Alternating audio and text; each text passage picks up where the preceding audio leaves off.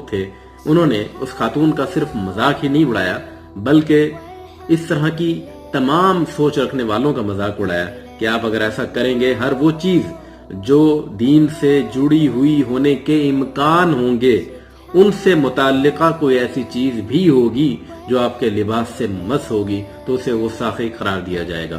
پھر حافظ قرآن کے بارے میں آپ کیا کہتے ہیں کہ وہ سینے میں قرآن لیے باتھ روم بھی جاتا ہے، ہم بستری بھی کرتا ہے اور اس طرح کے تمام معاملات جنہیں آپ اپنی جیتی آنکھوں سے دیکھ لیں تو غستاخی کے سوا کچھ نہیں کہیں گے، پورے کے پورے قرآن کو لیے وہ گھومتا رہتا ہے۔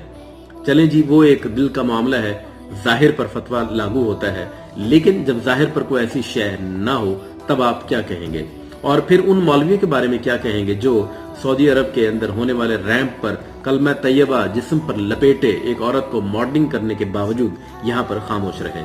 پھر ان لوگوں کے بارے میں کیا کہیں گے جو دبئی